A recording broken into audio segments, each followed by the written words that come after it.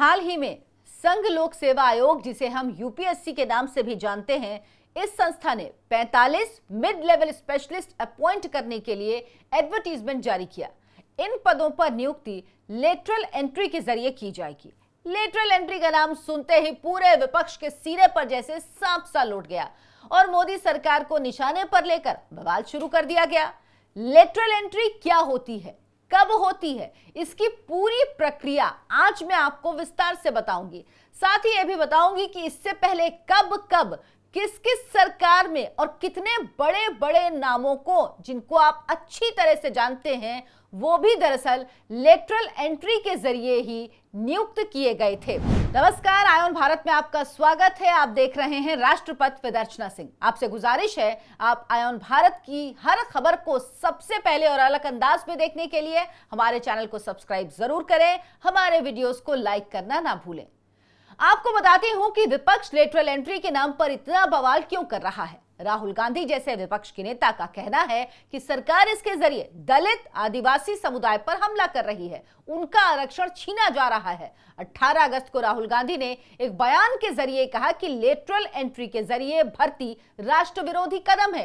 इस तरह की भर्ती से अनुसूचित जाति, अनुसूचित जनजाति और अन्य पिछड़ा वर्गों का आरक्षण खुलेआम छीना जा रहा है। मोदी यूपीएससी के बजाय आरएसएस के माध्यम से लोक सेवकों की भर्ती करके संविधान पर हमला कर रहे हैं। ये यूपीएससी की तैयारी कर रहे प्रतिभाशाली युवाओं के हक पर डाका और वंचितों के आरक्षण समेत सामाजिक न्याय की परिकल्पना पर चोट है। सिर्फ राहुल ही नहीं, बल्कि हर विपक्षी दल यही राग अलाप रहा है कि ये स्कीम आरक्षण छीनने के लिए ही लाई जा रही है। लेकिन मम्मी सोनिया के लाडले ने शायद अपने परिवार का ही इतिहास ठीक से नहीं पढ़ा, तभी तो उन्हें इतना तक नहीं पता कि उनके पापा, उनकी दादी के पिताजी तक इस स्कीम को अपने कार्यकाल में लागू कर चुके हैं। 1980 में सैम पित्रोदा, 1971 में मनमोहन सिंह, एनके सिंह, 2013 से 2016 तक आरबीआई गवर्नर रहे रघुराम राजन, 2004 से 2014 तक प्लानिंग कमीशन के डिप्टी चेयरमैन रहे मोंटेक सिंह अहलूवालिया जैसे कई नामचीन चेहरे लेटरल एंट्री के जरिए ही आए और इन सभी ने अपनी पॉलिसीज और काम के जरिए खूब नाम भी कमाया। इतिहास के उन सभी पन्नों को उलटने से पहले मैं आपको लेटरल एंट्री के बारे में अच्छी तरह से बता देती हूं, ताकि सारे तथ्य आपके पास हो और अगर कोई आपसे इस पर सवाल करे तो आप पूरे तौर पर उसका जवाब दे पाएं। लेटरल एंट्री का मतलब होता है प्राइवेट फील्ड के स्पेशलिस्ट को सीधे भर्ती करना। इसके जरिए केंद्र सरकार के मंत्रालयों में संयुक्त सचिव, निदेशकों और उप सचिवों के पदों की भर्ती की जाती है। सेंट्रल पब्लिक यूनिट्स में काम करने वालों को छोड़कर प्राइवेट संस्थाओं में समकक्ष स्तर पर काम करने वाले वो लोग जिनका अनुभव कम से कम 15 साल हो, वो लोग इस स्कीम के तहत अफसरशाही में शामिल हो सकते हैं। इस स्कीम के तहत आने वाले अधिकारियों को 3 साल के कॉन्ट्रैक्ट पर साइन करने होते हैं। बाद में उनकी परफॉर्मेंस के आधार पर 2 साल तक कार्यकाल बढ़ाया जा सकता है। ऐसे लोगों की उम्र कम से कम 45 साल होनी चाहिए। साथ ही किसी मान्यता प्राप्त विश्वविद्यालय या संस्थान से कम ग्रेजुएट की डिग्री होना जरूरी होता है। गौर करें तो इस स्कीम के जरिए लाए गए लोगों की नौकरी पक्की नहीं होती, उनका कार्यकाल फिक्स होता है। ऐसे में इस स्कीम से संविधान का उल्लंघन होने की बात पूरी तरह से खोखली है। साथ ही विपक्ष का यह दावा कि इससे आरक्षण की नीति पर प्रभाव पड़ता है, यह भी पूरी तरह गलत है। दक्षिण एशिया यूनिवर्सिटी में असिस्टेंट प्रोफेसर डॉक्टर देवनाथ पाठक के मुताबिक लेटरल एंट्री का मतलब छठे वेतन आयोग और दूसरे प्रशासनिक सुधार आयोग और सुरेंद्रनाथ समिति 2003 ने भी समर्थन किया था। इस स्कीम का मकसद होता है सरकारी संस्थाओं में खुद का सुरक्षित करियर मानने वाले सरकारी नौकरशाह लापरवाह ना हो और बाहर से आए टैलेंटेड लोगों से उनका मुकाबला हो और उनकी काम करने की क्षमता में सुधार हो। ऐसा करने से सरकारी नौकरों की सुस्ती भी दूर होती है और अपनी नौकरी खतरे में पड़ती देख वो बेहतर परफॉर्म भी करते हैं। वैसे प्रशासन में ऐसे एक्सपर्ट्स का होना भी जरूरी है, क्योंकि बाहर से आए ये लोग पर्टिकुलर विषय में स्पेशलाइज्ड होते हैं। लेटरल एंट्री क्या होती है, और इसके क्या क्या फायदे हैं, ये तो आपने समझ लिया। अब मैं आपको बताती हूं, मुख्य आर्थिक सलाहकार की नियुक्ति लेटरल एंट्री के जरिए ही की जाती रही है। बड़ी हस्तियां इसी के जरिए प्रशासन में शामिल होती रही हैं। भारत के अलावा अमेरिका, ऑस्ट्रेलिया, नीदरलैंड्स और बेल्जियम में भी इसका इस्तेमाल होता रहा है। इस स्कीम के जरिए नौकरी के लिए बेहतरीन प्रतिभाओं को अपॉइंट किया जाता है। देश में पहली बार प्रशासनिक सुधार आयोग का गठन 1966 में हुआ था। उस वक्त मोरारजी देसाई को इसका अध्यक्ष बनाया गया था। मोरारजी देसाई 1977 और जुलाई 1979 के बीच देश के प्रधानमंत्री बने। तब उन्होंने सिविल सेवाओं में विशेष कौशल की आवश्यकता पर जोर दिया। हालांकि तब लेटरल एंट्री नाम का कोई शब्द इजाद नहीं हुआ था, लेकिन आर्थिक सलाहकार का पद इसी स्कीम के तहत भरा जाता था। वैसे आजादी के बाद देश के पहले प्रधानमंत्री जवाहरलाल नेहरू की सरकार में भी कई अहम पदों पर नियुक्तियां लेटरल एंट्री के जरिए ही हुई थी।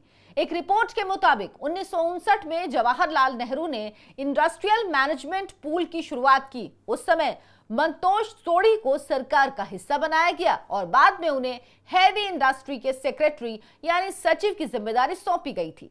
वी कृष्णमूर्ति को भी नेहरू सरकार के दौरान लेटरल एंट्री के जरिए हैवी इंडस्ट्री का सेक्रेटरी बनाया गया। उन्होंने पब्लिक सेक्टर के BHEL यानी भेल और सेल जैसे संगठनों की भी सफलतापूर्वक जिम्मेदारी संभाली। नेहरू सरकार के दौर में DV कपूर 3 मंत्रालयों के प्रमुख बने। उनके पास बिजली, हैवी इंडस्ट्री और केमिकल एंड पेट्रोकेमिकल्स विभाग की जिम्मेदारी थी। 1954 में IG पटेल IMF के डिप्टी आर्थिक सलाहकार बने। बाद में नेहरू ने उनकी काबिलियत को देखते हुए उन्हें आर्थिक मामलों का सेक्रेटरी और RBI का गवर्नर बनाया। इसके बाद नेहरू की बिटिया यानी कि पूर्व प्रधानमंत्री इंदिरा गांधी के कार्यकाल के दौरान भी कई लोगों की सरकार में लेटरल एंट्री के तौर पर नियुक्तियां हुई। 1971 में पूर्व प्रधानमंत्री मनमोहन सिंह वाणिज्य मंत्रालय में आर्थिक सलाहकार के रूप में शामिल हुए। फिर 1976 में उन्हें फाइनेंस सेक्रेटरी बना दिया गया। राजीव गांधी ने केरल इलेक्ट्रॉनिक्स डेवलपमेंट कॉरपोरेशन के अध्यक्ष KPP नाम्बियार को इलेक्ट्रॉनिक सचिव नियुक्त किया था। उनके कार्यकाल यानी कि 1980 के दशक एंटरप्रेन्योर सैम पित्रोदा, वही सैम पित्रोदा जो अभी इंडियन ओवरसीज कांग्रेस के चेयरमैन हैं, उनको centre for development of telematics का प्रमुख भी बनाया गया। उन्हीं सैम पित्रोदा को इंडियन टेलीकॉम इंडस्ट्री में रेवोल्यूशन लाने के लिए भी जाना जाता है। और सैम पित्रोदा तो राहुल गांधी के राजनीतिक गुरु हैं। राहुल गांधी उनके कहने पर ही चलते हैं। तो यहां मैं राहुल गांधी को कुछ और याद दिलाना जरूर चाहूंगी। इस वक्त वो लोगों को आरक्षण के नाम पर भड़काने का काम कर रहे हैं और मोदी को पिछड़ी जातियों का हक छीनने वाला प्रधानमंत्री बता रहे हैं। लेकिन सन 2005 में खुद मनमोहन सरकार पहली बार लेटरल एंट्री से नौकरशाही में सीनियर पदों पर प्राइवेट सेक्टर के लोगों को बिठाने की योजना लाई थी। उस वक्त कांग्रेस के वरिष्ठ नेता वीरप्पा मोइली ने इस स्कीम को शुरू किया था। साल 2004 में मोन्टेक सिंह अहलुवालिया को भी इस स्कीम के तहत भर्ती किया गया। फिर उन्होंने अगले 10 साल तक यानी 2014 तक यूपीए सरकार में प्लानिंग कमीशन के डिप्टी चेयरमैन पद को संभाला था। आनंद विरवानी को भी इसी स्कीम के तहत chief economic adviser to the government of India के पद पर लाया गया। इसका सबसे बड़ा उदाहरण है रघुराम राजन। सही समझे आप, साल 2013 से 2016 के बीच रिजर्व बैंक ऑफ इंडिया के गवर्नर रहे रघुराम राजन को साल 2012 में मिनिस्ट्री ऑफ फाइनेंस में चीफ इकोनॉमिक एडवाइजर के पद पर नियुक्त किया गया था। मतलब कि यूपीए सरकार के दौरान ही प्राइवेट सेक्टर से कई टैलेंटेड लोगों को भर्ती किया गया। बस फर्क इतना था, उस वक्त लेटरल एंट्री स्कीम को स्कीम के तौर पर दुनिया के सामने सरकार ने पेश नहीं किया था। औपचारिक तौर पर इस स्कीम की शुरुआत 2018 में मोदी सरकार ने की। उस वक्त संयुक्त सचिवों और निदेशकों जैसे सीनियर पदों के लिए स्पेशलिस्टों के आवेदन मांगे गए। बाद में इसके तहत 37 लोगों की भर्ती की गई। 2019 में 7 और 2021 में 30 लोगों की भर्ती की गई। लेटरल एंट्री पर राहुल गांधी के आरोपों को लेकर रेल मंत्री अश्विनी वैष्णव ने एक्स पर एक पोस्ट शेयर कर 2005 में किस तरह यूपीए सरकार ने लेटरल एंट्री स्कीम शुरू की थी उसकी याद दिलाई। जानकारों के मुताबिक इस स्कीम में सिर्फ एक खामी है, इसमें सरकार समर्थक उम्मीदवारों की नियुक्ति हो सकती है, जिसका सरकार गलत फायदा भी उठा सकती है। साथ ही ऐसे अफसर कारोबारी घरानों के मुताबिक नीतियां बना सकते हैं या उन पर दबाव बना सकते हैं, लेकिन ऐसे अधिकारियों को जब चाहे सरकार हटा भी सकती है। ऐसे में इस खामी का कोई बड़ा मतलब नहीं रह जाता। यहां मैं कुछ आंकड़े भी आपके सामने रखना चाहूंगी। देश में हर साल आईएएस, आईपीएस की भर्ती के लिए यूपीएससी द्वारा सिविल सेवा परीक्षा ली जाती है। इसके बाद भी देश में करीब 2500 आईएएस और आईपीएस अधिकारियों की कमी है। 3 अगस्त को राज्यसभा में केंद्रीय कार्मिक राज्य मंत्री जितेंद्र सिंह ने बताया कि 1365 आईएएस पद खाली पड़े हैं। आईपीएस के कुल 703 पद खाली हैं। 1042 पद इंडियन फॉरेस्ट सर्विसेज में हैं। इंडियन रेवेन्यू सर्विस में कुल 301 पद खाली हैं। सरकार ने वैसे यूपीएससी के तहत होने वाली भर्ती के लिए आईएएस के पदों की भर्ती का इंटेक बढ़ा दिया। आईएएस के पद अब 180 कर दिए गए। ऐसे में अगर मोदी सरकार लेटरल एंट्री के जरिए बढ़िया एफिशिएंट कर्मचारियों की भर्ती करना चाह रही है तो भला क्या गलत कर रही है? आप गौर कीजिएगा, इन अधिकारियों की तो नौकरी भी सिर्फ कॉन्ट्रैक्चुअल होती है, मतलब कि नौकरी की कोई गारंटी नहीं।